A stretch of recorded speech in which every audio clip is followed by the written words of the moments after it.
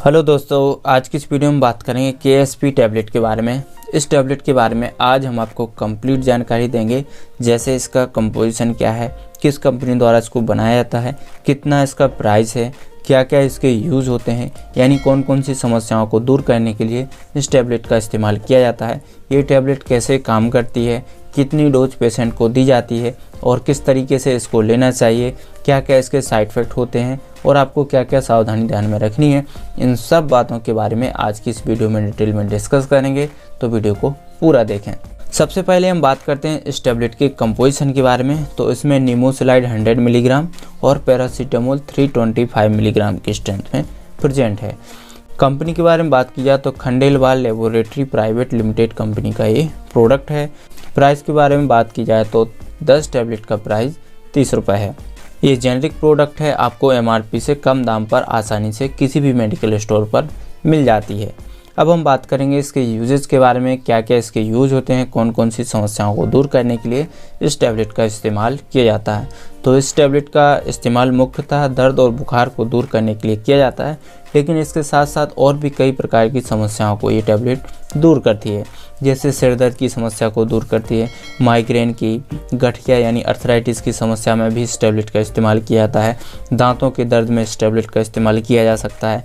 मांसपेशियों का दर्द, पीरियड में होने वाला दर्द, सूजन को कम करने के लिए, जलन को कम करने के लिए, बुखार को कम करने के लिए, ऑपरेशन के बाद होने वाले दर्द को कम करने के लिए इस टैबलेट का इस्तेमाल किया जा सकता है। अब हम बात करेंगे ये टैबलेट कैसे काम करती है।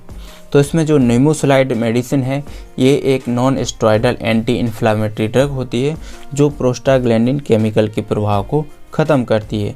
यही प्रोस्टाग्लैंडिन दर्द व सूजन उत्पन्न करने के लिए जिम्मेदार होते हैं। पैरासीटामोल में एनाल्जेसिक और एंटीपायरेटिक प्रॉपर्टी पाई जाती है जो दर्द व बुखार को कम करती है। यह भी प्रोस्टाग्लैंडिन केमिकल सिंथेसिस को रोकती है, जिससे दर्द और बुखार में राहत मिल जाती है। तो ये टैबलेट इस तरीके से काम करती है। अब हम बात करेंगे इसकी खुराक के बारे में, कितनी खुराक पेशेंट को दी जाती है और कैसे इसका इस्तेमाल करना चाहिए। तो प्रत्येक पेशेंट की मेडिकल कंडीशन अलग अलग होती हैं, उसके हिसाब से डोज भी अलग अलग होती है।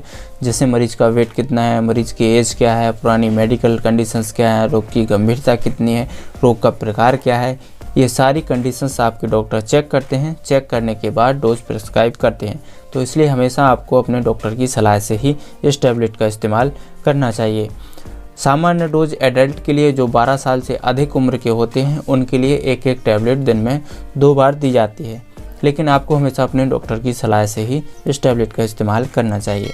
नेक्स्ट है बच्चों के लिए हमेशा बाल रोग विशेषज्ञ की सलाह से ही इस टैबलेट का इस्तेमाल कराना चाहिए। नेक्स्ट है स्टोमक अपसेट की समस्या से बचने के लिए हमेशा भोजन करने के बाद ही इस टैबलेट का इस्तेमाल करना चाहिए। अगर कोई खुराक आपसे छूट जाती है तो उसे जल्दी से जल्दी लेने की कोशिश करनी चाहिए और ध्यान रहे क्षतिपूर्ति के लिए 2 टैबलेट एक साथ नहीं लेनी चाहिए। इसका भी आपको विशेष ध्यान रखना चाहिए और ओवरडोज लेने से बचना चाहिए। तो इन सब बातों को आपको ध्यान में रखना है। अब हम बात करेंगे इस टैबलेट के साइड इफ़ेक्ट के बारे में, इसके क्या क्या साइड इफ़ेक्ट हो सकते हैं। तो इस टैबलेट के कुछ कॉमन साइड इफ़ेक्ट देखने को मिल सकते हैं, जैसे किसी पेशेंट को भूख ना लगने की समस्या हो सकती है, उल्टी दस्त की समस्या हो सकती है, लीवर को क्षति हो सकती है, इंडाइजेशन की समस्या हो सकती है, पेट में अल्सर हो सकते हैं यानी छाले हो सकते हैं, स्किन पर चकत्ते निकल सकते हैं। तो इस प्रकार के साइड इफ़ेक्ट इस टैबलेट से देखने को मिल सकते हैं। अब हम बात करेंगे इसकी प्रिकॉशंस के बारे में, आपको क्या क्या सावधानी ध्यान में रखनी है इस टैबलेट को लेने के पहले और बाद में। तो सबसे पहले हमेशा आपको अपने डॉक्टर की सलाह से ही इस टैबलेट का इस्तेमाल करना चाहिए। दूसरा, यदि किसी पेशेंट को इस टैबलेट से एलर्जी होती है, जैसे किसी को स्किन में रेशेस पड़ जाते हैं, खुजली होने लगती है, फेस पर सूजन आ जाती है, गले में सूजन आ जाती है या जीभ पर सूजन आ जाती है, तो ऐसी कंडीशन में आपको इसका इस्तेमाल करना बंद कर देना चाहिए और तुरंत अपने डॉक्टर से कंसल्ट करना चाहिए। नेक्स्ट है प्रेगनेंसी में और ब्रेस्ट फीडिंग में भी हमेशा अपने डॉक्टर की सलाह से ही इस टैबलेट का इस्तेमाल करना चाहिए। यदि किसी पेशेंट को लीवर से संबंधित या किडनी से संबंधित कोई गंभीर बीमारी है, तो ऐसी कंडीशन में भी हमेशा आपको अपने डॉक्टर की सलाह से ही इस टैबलेट का इस्तेमाल करना चाहिए। नेक्स्ट है अल्कोहल के साथ इस टैबलेट का इस्तेमाल बिल्कुल भी नहीं करना चाहिए, क्योंकि अल्कोहल के साथ इस दवा का इंटरेक्शन हो सकता है और आपको कई तरह के साइड इफ़ेक्ट भी देखने को मिल सकते हैं। इसलिए ध्यान रहे अल्कोहल के साथ इस टैबलेट का इस्तेमाल बिल्कुल भी नहीं करना चाहिए।